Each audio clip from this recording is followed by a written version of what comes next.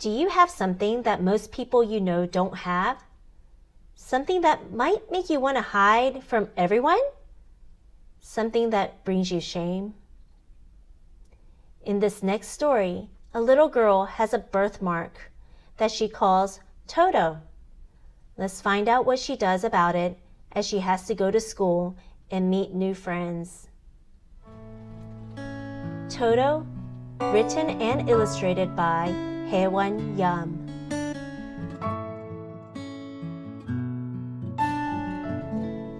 Sometimes I wonder how I would look without Toto.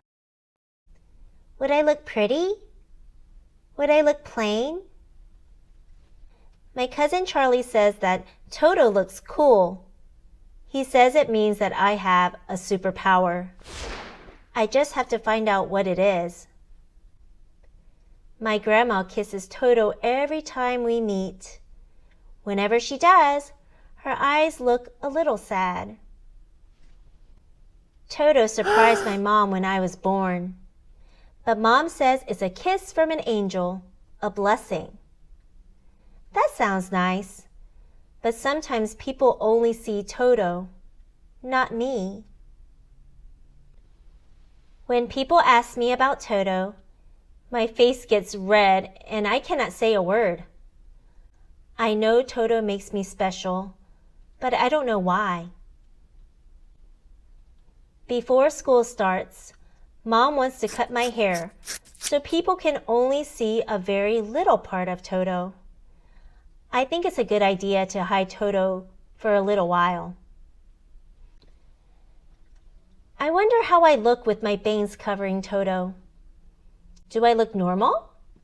Do I look perfect? When I get to my new classroom, I see a girl and know right away she'll be my best friend. She smiles in such a way only a best friend to be would. Her name is Nico. She thinks I'm hilarious. I think she is too. We love the same books. We both love seaweed. We become inseparable. When we're out in the schoolyard, I decided to show how I hang on the monkey bars. Look, Nico, I'm a monkey girl. Nico's impressed. Wow! Then I show off my upside down trick. Oh! In her upside down face, I can see something's wrong. Then I realize my bangs are upside down too. And she must have seen Toto. I wonder how Toto looks to Nico. Does Toto look strange? Does Toto look ugly? I am worried she doesn't like Toto. I tell her, it doesn't hurt. It's just a birthmark. It's no big deal. But my face has really turned red. I can feel Toto turn dark too. Toto is upset. I am about to turn away from Nico and hide my face. But Nico looks excited. You have an extra life, she explains to me. The birthmark on your face means that you have another life. Really? Yes. That's what my aunt said, and she knows everything. Another life? Like a cat? Well, a cat has 9 lives. You only got 2. Still, 2 is better than 1.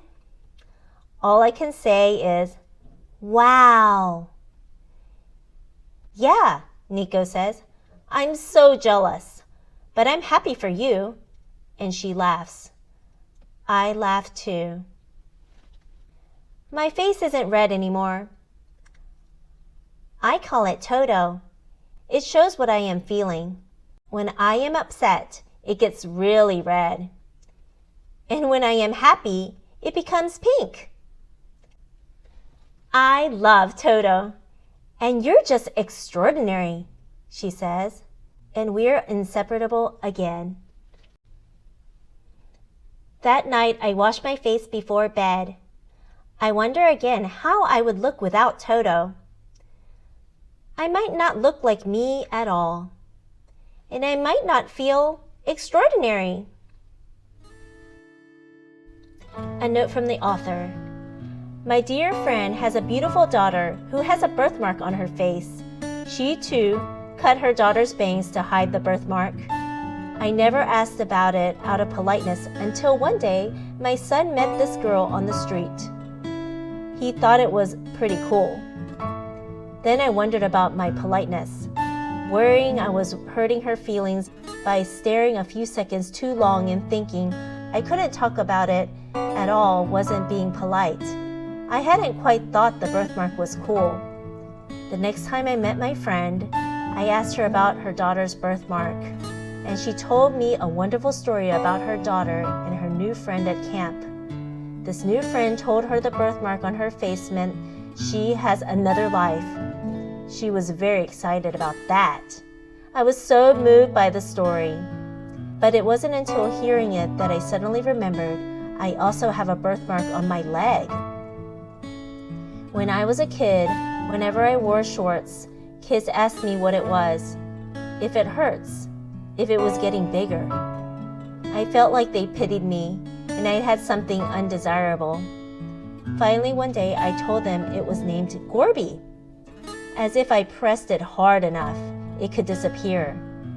And I made up that it changed color depending on my mood. I didn't feel ashamed of the dark red birthmark on my leg after that. It became my friend, and I became special. Like my mother said, if I didn't have the birthmark, nobody would be able to tell me apart from my twin sister. I hadn't thought about the birthmark in years. What had been embarrassing had simply become a part of me. I couldn't imagine myself without it. My friend doesn't cut her daughter's bangs anymore. She's beautiful with or without the birthmark. We all have something that sets us apart from others. Skin color, hair, accent. I think that only makes us all the more extraordinary. Hyewon Yum.